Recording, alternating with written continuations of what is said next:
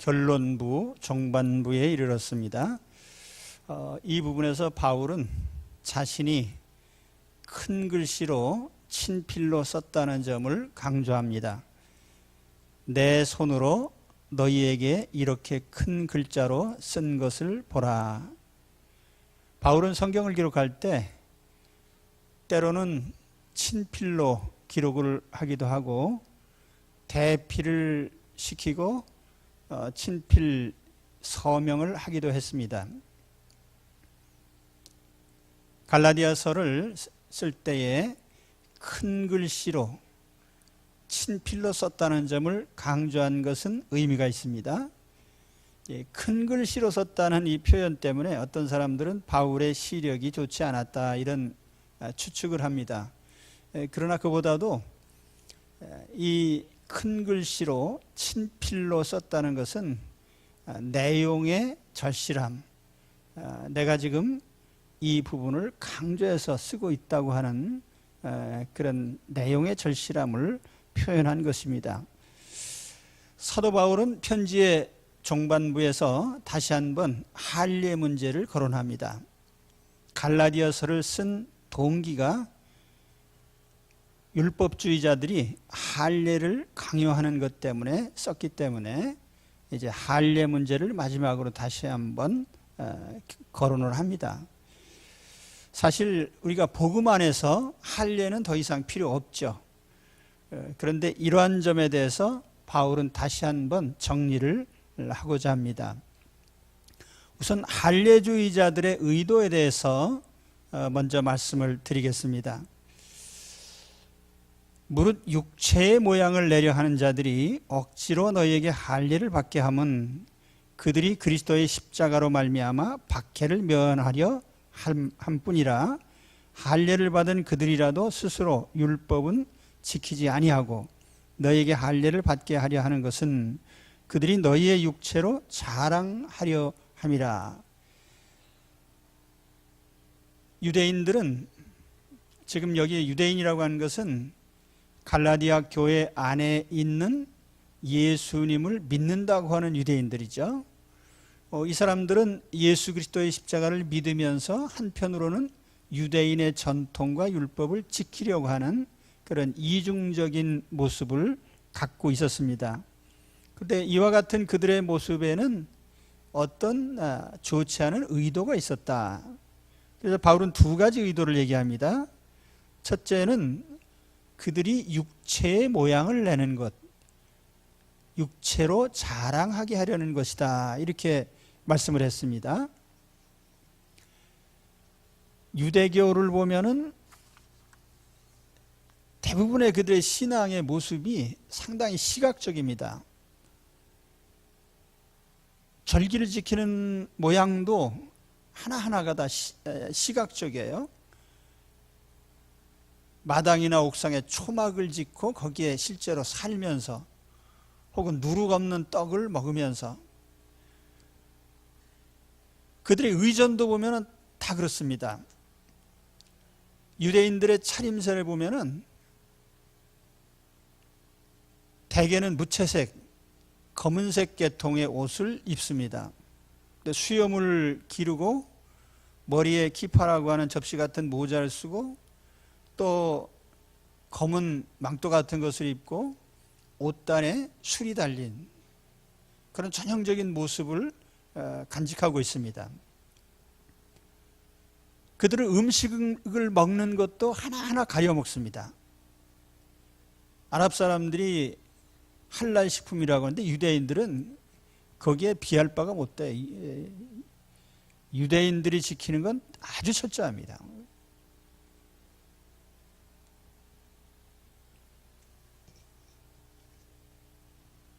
육체의 모양을 내려고 한다. 이 부분에 대해서 어떤 영문 성경에는 이렇게 번역을 했습니다. 육체를 수단으로 남에게 인상을 주려는 자들이다. 육체를 수단으로 해서 종교적인 어떤 인상을 남기려고 하는, 물론 그게 좋은 의미도 있지만은 나중에 가서는 다 그게 나쁜 의도로 나는 이런 정도의 신자야라고 하는 걸 외형을 통해서 자꾸 보여주려고 하는 그런 면이 있었어요. 근데 사실 이러한 모습은 다른 종교들도 다 마찬가지입니다. 알맹이가 없고 내용이 없는 종교일수록 겉모양이 화려해요. 우리 전통 종교 중에 무당이 굿하는 장면이 있습니다. 아마 가장 화려할 겁니다. 종교의식 가운데. 그 무당이 차려입은 옷들을 보면은 알록달록 색동옷을 입고 차림이 아주 굉장히 요란하죠.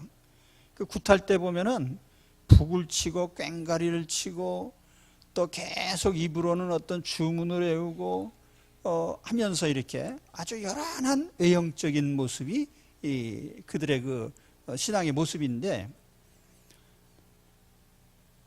뭐 전통 종교만 그런 것이 아니에요.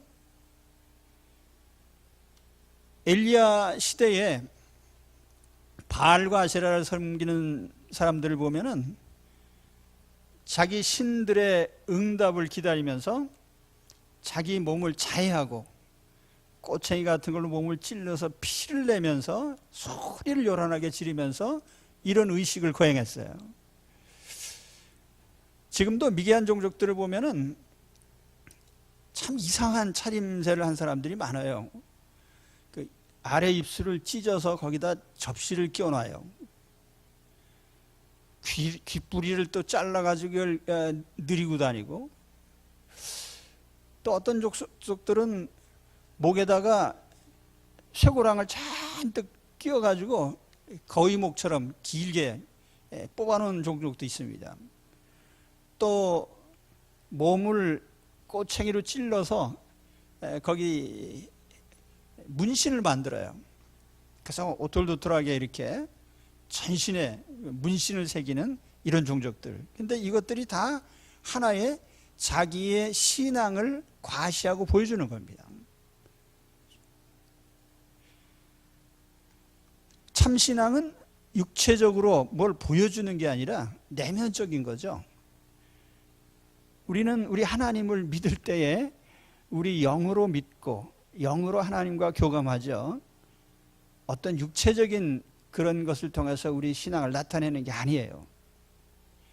그래서 오늘 사도 바울은 이 육체를 통해서 자기 신앙을 표시하고 자랑하려고 하는 그들의 의도를 이렇게 좋지 않게 평가하는 것입니다. 할례주의자들의 두 번째 의도는 박해를 면하려는 것이에요. 박해를 면하려고 하는 의도였다.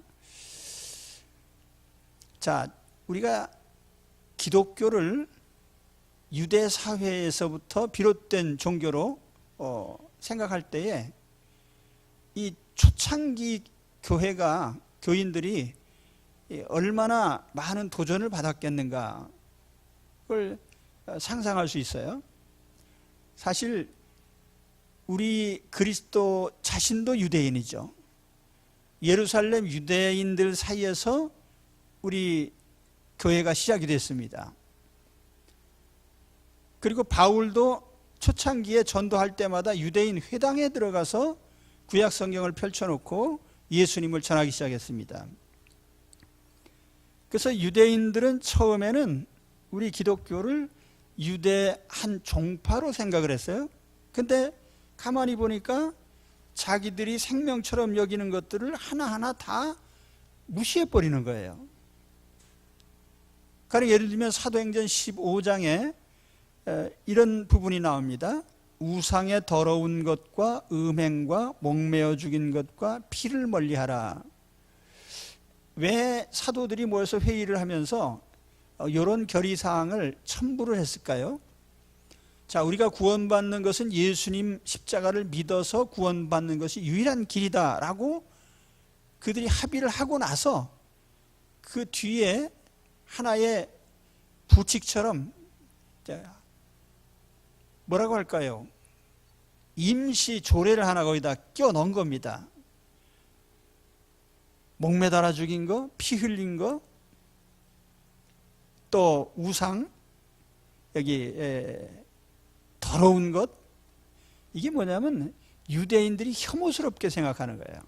근데 우리가 이 한 가지를 생각할 수 있습니다. 유대인이 가장 가리는 것 가운데 하나가 식생활이에요. 부정한 음식을 먹지 않기 위해서 그들은 항상 율법에 따른 그릇을 준비를 합니다.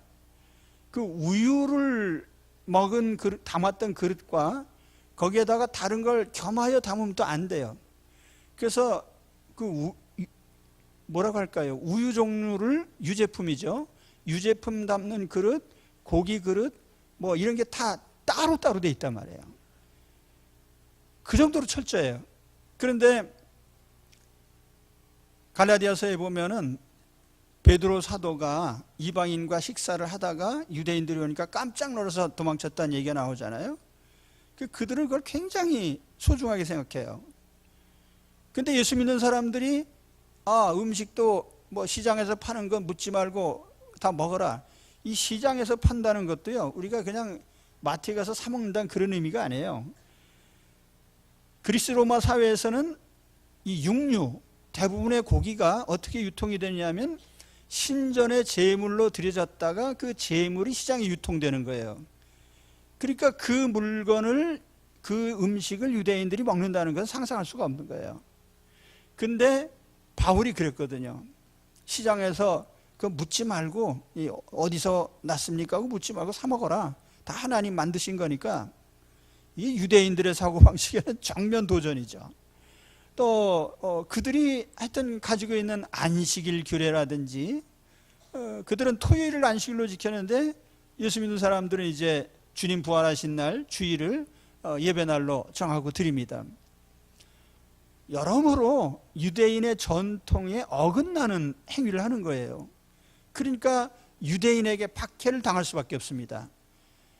그래서 예루살렘에서도 이제 박해가 시작이 됐고, 유대인들에게 바울이 전도했던 소아시아 지역에도 유대인이 사는 지역에 따라서 유대인들이 많이 교회 안에 출석을 했는데, 그 유대인들이 그 같은 동족인 유대인들로부터 공격을 받는 거예요. 실제로 사도 바울이 처음으로 이 소아시아에 들어가서 전도하다가 가는 곳마다 유대인들에게 비방을 당하고 폭력을 당했어요. 돌로 쳐서 죽은 줄 알고 갖다 버리기도 하고, 그 정도까지 유대인들이 과격하게 배척을 했던 것입니다. 근데 이런 상황에서 그들이 유대인의 전통을 무시하기는 힘든 거죠. 그러니까 하나의 타협점으로서 우리 할례 받겠다, 너희들이 지킨 율법 지키겠다, 이렇게 이제 나온 거예요.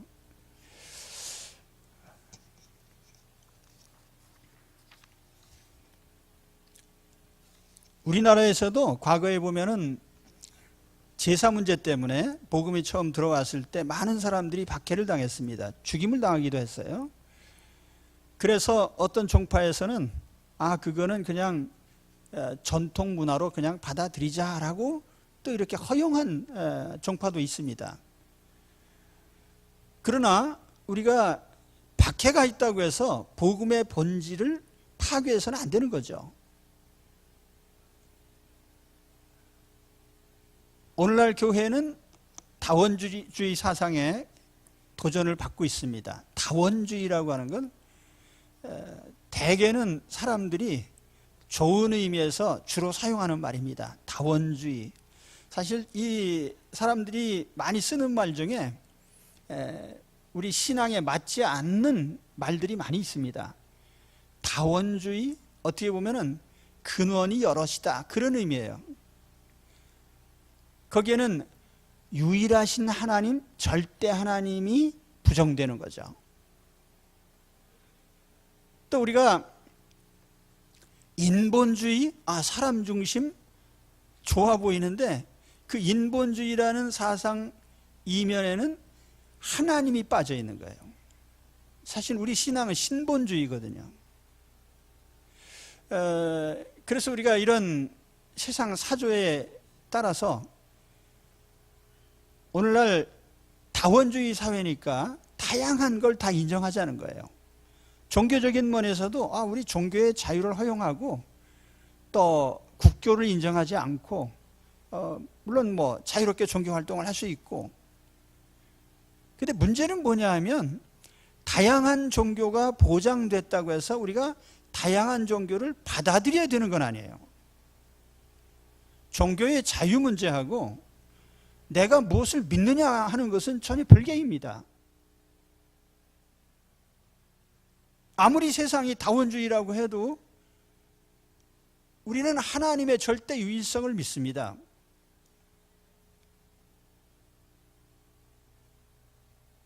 하나님이 두 분, 세 분 계신 거 아니잖아요. 그걸 우리는 인정할 수 없잖아요. 그렇죠?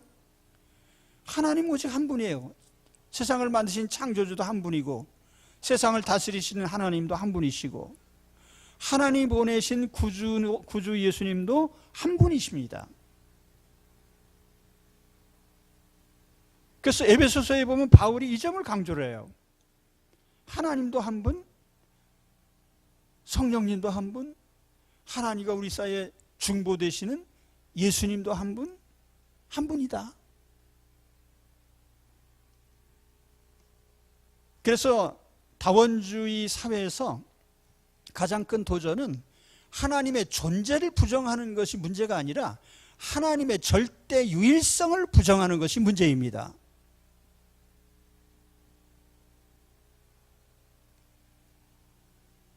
여러분, 하나님의 절대 유일성을 믿으십니까? 그게 우리 신앙이에요. 우리가 바알을 인정하고 아세라를 인정하고 무당을 인정하고 무슨 영왕님, 산신령을 인정할 수 없잖아요.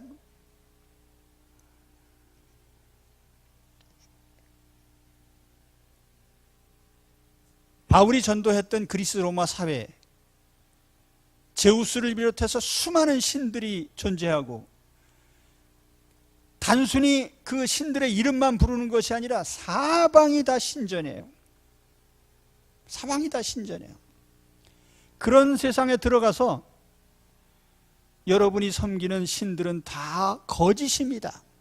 하나님은 오직 한 분밖에 없습니다. 사도행전 16장에 17장인가요? 보면은 바울이 아테네에 가서 거리에 서서 그 얘기를 했거든요. 이게 얼마나 큰 도전이에요.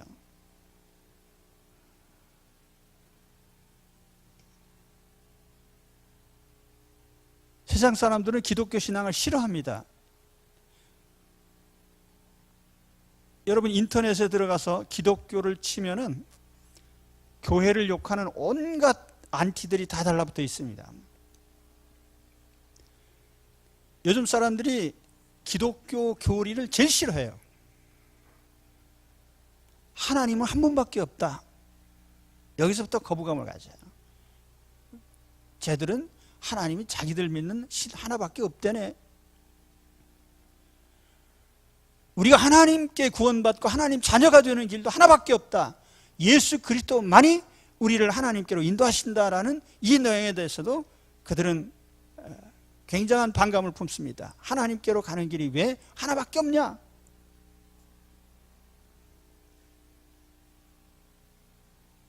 기독교는 다 독선적이다 이렇게 얘기를 하는 거죠.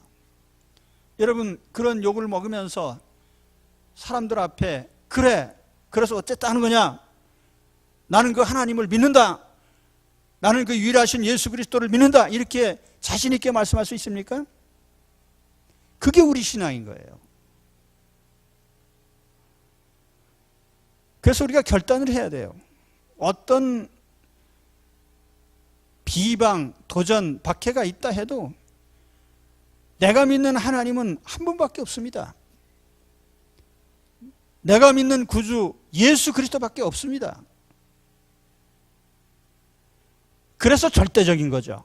한 분밖에 안 계신 하나님, 한 분밖에 안 계신 우리의 구주 예수 그리스도. 우주의 원리도 하나요. 우리 인생이 살아가는 삶의 원리도 하나님의 법 하나밖에 없습니다. 그래서 우리는 모든 것이 절대적입니다. 절대자 하나님, 유일하신 하나님, 유일하신 구주, 유일하신 하나님의 말씀을 따라 우리는 살고 있습니다. 그래서 우리가 이 가지고 있는 신앙의 내용을 위해서 세상에서 어떤 도전이나 비방이나 박해가 있다 해도 우리는 이 믿음의 핵심적인 요소들을 지켜가야 되는 것입니다. 할렐루야. 인정하십니까?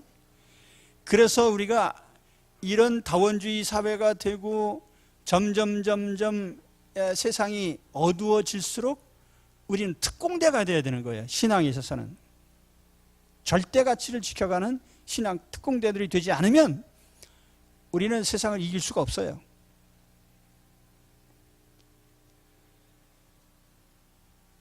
그 다음 내용입니다.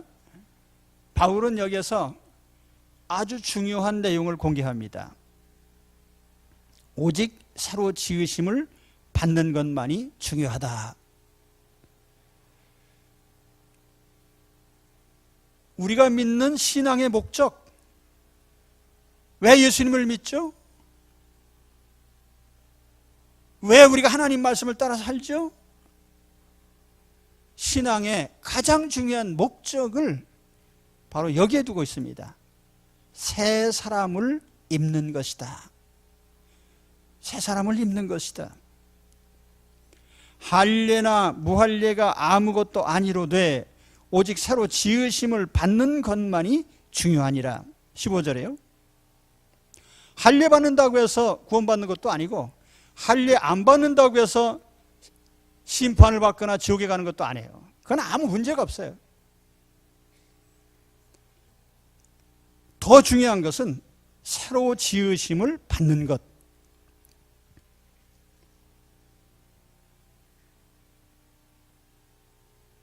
어떤 영문 성경에는 새로운 피조물로 변화되는 것, 이렇게 이제 번역을 했습니다. 그 원문 성경에 보면은 세 단어로 되어 있어요. 알라 카이네 크티시스, 오직 새로운 피조물, 그런 뜻입니다. 오직 새로운 피조물. 자, 우리말 성경에 새로 지으심을 받는 것이라고 이렇게 풀어 썼는데 이게 두 단어로 된 거예요. 이 새로 지음을 받았다. 그리고 이 표현이 수동형으로 되어 있습니다. 그래서 NLT라고 하는 영문 성경에 보면 have been transformed라고 이렇게 현재 완료 수동태로 번역을 하는데요. 우리가 새 사람이 되는 것이 이 수동태로 됐다는 건 내가 새 사람이 되는 게 아니라 새 사람으로 하나님이 변화시켜 주심으로 새 사람이 되는 거예요. 내가 주체가 아니고 하나님이 주체가 되는 거예요. 그러니까 내가 변하는 게 아니고 하나님이 변화시켜 주시는 겁니다. 이 점이 굉장히 중요한 거예요. 니고데모가 예수님 앞에 왔을 때 예수님께서 내가 거듭나지 아니하면 하나님 나라를 볼 수 없다. 거듭나지 않으면 천국에 들어가지 못한다. 이 얘기거든요. 거듭난다는 이 표현이 우리가 이제 우리말로 이제 거듭난다는 거, 거듭남, 다시 태어남, 영문에는 born again 혹은 regeneration이라는 말로 표현을 합니다. 그런데 이 거듭났다는 이 표현을 헬라어 성경에 보면은 이 거듭이라는 그 단어가 이 아노덴이라고 하는, 그런데 이게 위로부터라는 의미가 있습니다. from above, 위로부터 태어나는 거다. 그러니까 거듭남은 내가 인간적으로 땅에서 스스로 뭐가 변하는 게 아니고 위로부터 하나님이 변화를 입혀주시는 거예요. 변하도록 강제하는 거죠. 그게 거듭남이에요. 그렇기 때문에 이 거듭남이라고 하는 것은 내가 뭘 생각을 내 스스로 바꾸거나 변하는 정도를 말하는 게 아니에요. 가끔 가다 보면은 어떤 충격 때문에 생각을 바꾸는 사람들이 있습니다. 예를 들면 교통사고가 나서 죽을 뻔하다 살아난 사람, 아니면 암 진단을 받고 죽을 뻔하다가 이제 살아난 사람, 뭐 이런 사람들이 갑자기 생각을 좀 바꿉니다.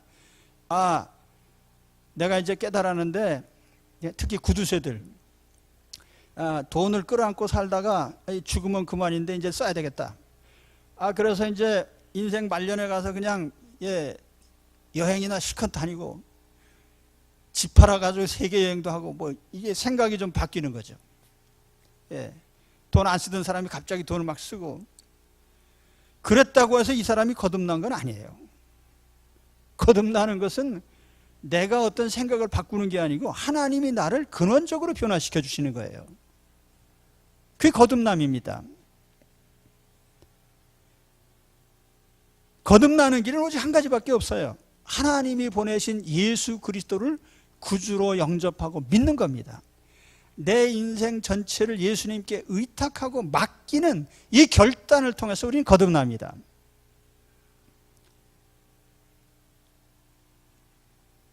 오직 하나님 한 분이시고 하나님이 보내신 구원의 길도 오직 한 분 예수 그리스도라는 사실을 내가 시인하고 고백하고, 그리고 예수님을 나의 구주로 영접하는 거예요.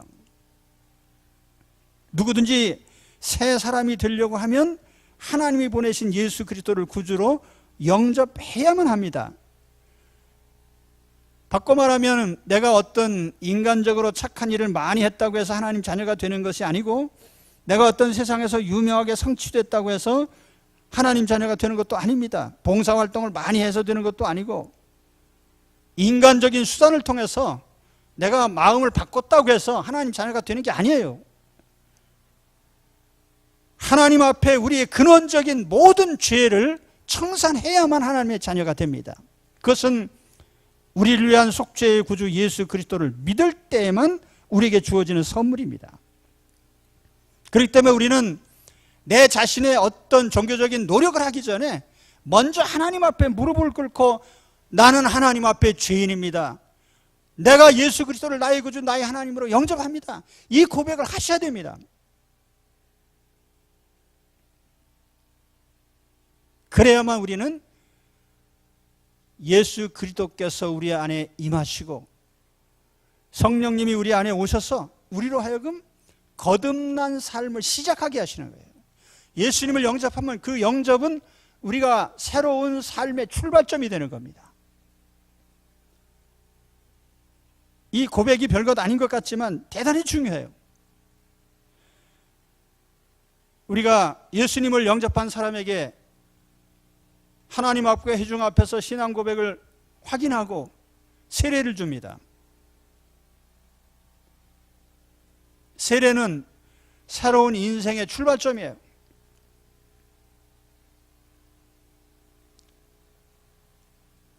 예수님은 나의 구주 나의 하나님입니다. 이것을 시인하는 것이 별거 아닌 것 같죠. 우리가 예수님 고백하고 세례받았다고 해서 당장 외형적으로 뭐가 변화되거나 나타나는 것이 없습니다. 그렇다 해도 그것이야말로 우리에게는 가장 중요한 거듭남의 시작이죠. 새 삶의 출발점이에요. 그래서 오늘 우리가 이 고백을 하셔야 됩니다. 여러분 세례 받으셨습니까?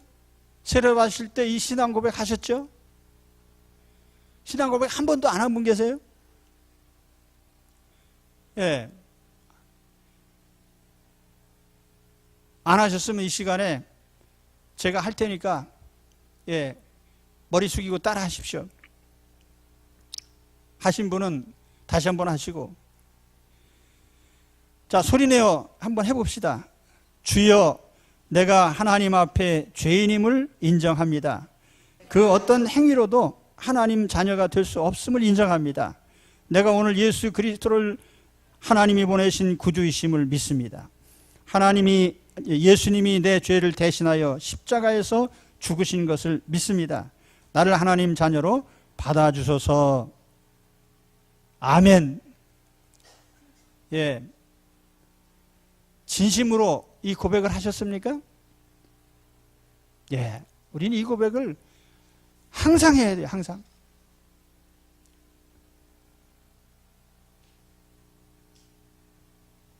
제가 장례식 할 때마다 항상 헷갈리는 게 뭐냐면 이분이 한 번이라도 예수님을 나의 구주라고 고백을 했는지 안 했는지, 그분이 신앙 고백을 내가 봤으면 예, 어쨌든 저는 하나님 나라에 계십니다 하고 아주 확신 있게 이제 진료를 할 텐데 고백을 한 걸 들어본 적이 없다 보니까 이 사람이 지옥에 갔는지 하나님 품에 갔는지도 모르면서 천국에 간 것처럼 얘기할 수도 없고, 저로 하여금 난처하게 만들지 마시기 바랍니다.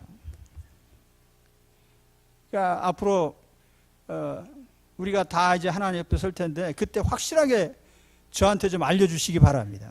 나는 하나님 앞에 고백했습니다. 할렐루야. 고백을 하셔야 돼요. 이 한 가지 때문에 하나님이 나를 거듭나게 해주시고 새로운 사람을 입혀주십니다.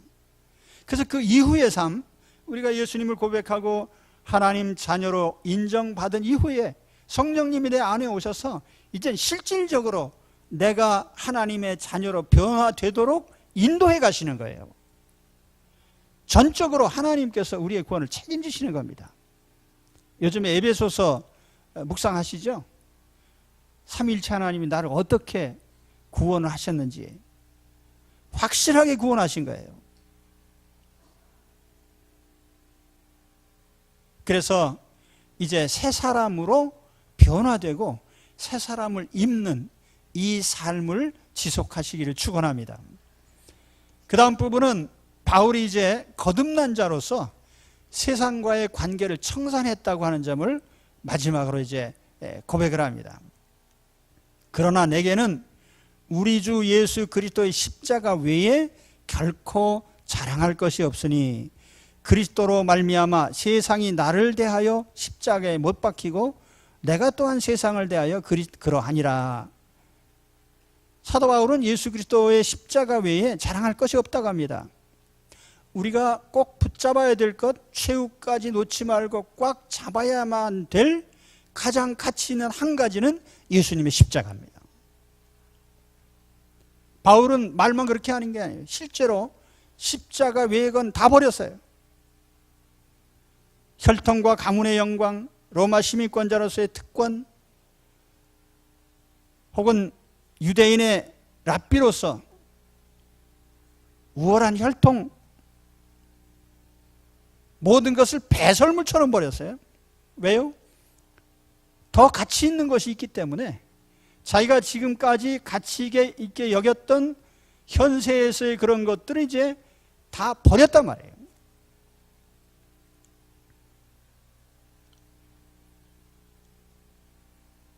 최고의 가치를 붙잡으려고 하면 다른 것은 포기해야 됩니다.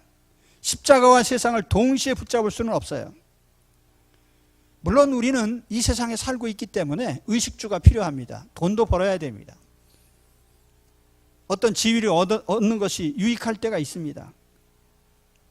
그러나 이런 유익한 것들을 우리가 이용하는 것뿐이지 그것이 우리의 목표가 될 수는 없는 거예요. 마음에서는 청산을 하셔야 돼요. 예수님을 영접하고 하나님 자녀로 거듭났으면 이제부터는 이 세상의 것은 마음에서는 포기해버려야 된단 말이에요.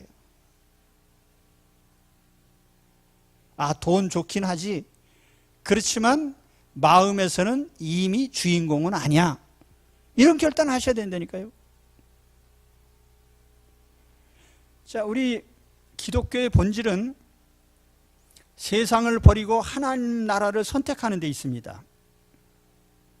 그런데 우리가 세상에서 잘 되기 위해서 예수님을 이용하는 것은 기독교의 본질이 아니에요.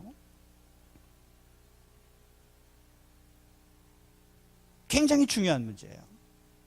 이거 우리 인생의 모든 방향을 결정하는 키가 됩니다.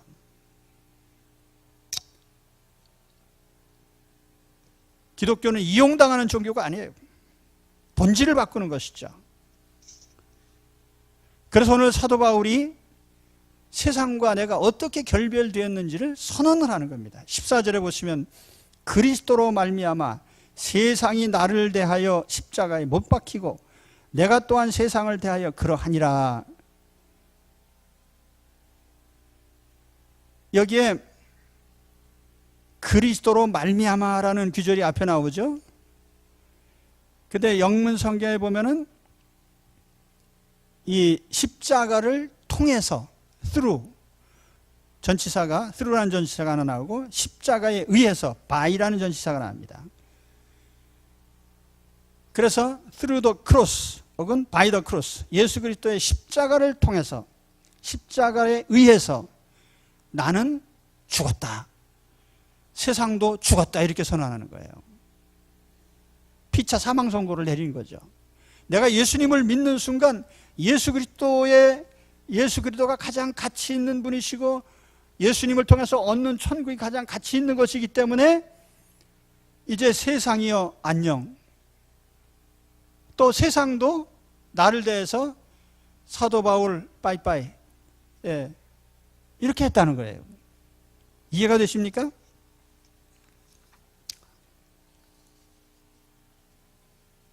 내가 예수님을 믿고 십자가를 믿는 순간에 세상아 너는 이제 내 인생에서 죽었다, 이렇게 선언이 된단 말이에요. 그럼 세상도 바울을 향해서 바울아 이 세상은 너를 필요로 하지 않는다, 그리고 사망 선고 내린 거죠. 세상과 그리스도인이 서로 사망 선고를 내리는 거예요. 근데 우리가 어떤 부분을 버릴 때 그거 쉽게 버릴 수 있겠어요? 더 나은 가치를 우리가 가질 수 있어야 버리는 거죠. 그래서 우리는 예수님을 통해서 하나님 자녀라는 신분을 얻고 하나님 나라를 얻을 것이기에 이 세상과 단호하게 결별선언을 할 수 있는 겁니다. 제가 지금 무리한 요구를 하는 겁니까? 조금 있으면 다 가실 거 아니에요. 우리가 뭐 포기하지 않더라도 뺏길 거예요, 결과적으로는. 그렇다고 하면 미리 교환하는 게 훨씬 나은 것이죠. 그렇죠?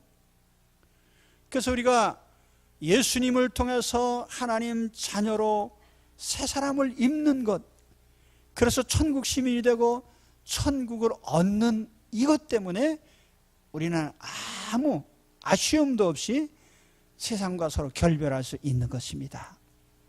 그 선언을 하라는 거예요. 나는 하나님 나라 때문에 이제 너를 붙잡지 않겠다. 이 세상도 사도 바울이여 우리는 당신의 정치적인 능력이나 당신의 수완이나 당신의 모든 학문이나 우리는 당신을 필요로 하지 않습니다. 그래서 바울도 그래, 그러니까 나는 이제 하나님 나라를 위해서 일한다. 하나님 나라가 나를 필요로 하니까 하나님 나라를 위한 사역자로 이제 변신이 되는 거예요. 세상은 바울을 필요로 하지 않지만 하나님 나라는 바울을 필요로 해요. 오늘 우리도 마찬가지예요. 우리가 하나님의 시민이 되고 천국 시민이 되고 하나님 나라 자녀가 됐기 때문에 오늘 하나님 나라에선 우리를 필요로 합니다. 여기에 기꺼이 헌신하시고요.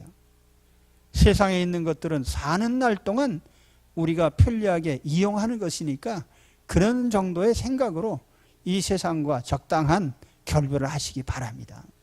오늘 바울이 이걸 우리에게 요구하는 거예요. 오늘 말씀 정리해 보겠습니다. 바울은 갈라디아서를 쓸 때 율법주의로부터 예수님 십자가 복음을 지키려고 하는 의도에서 갈라디아서를 썼습니다.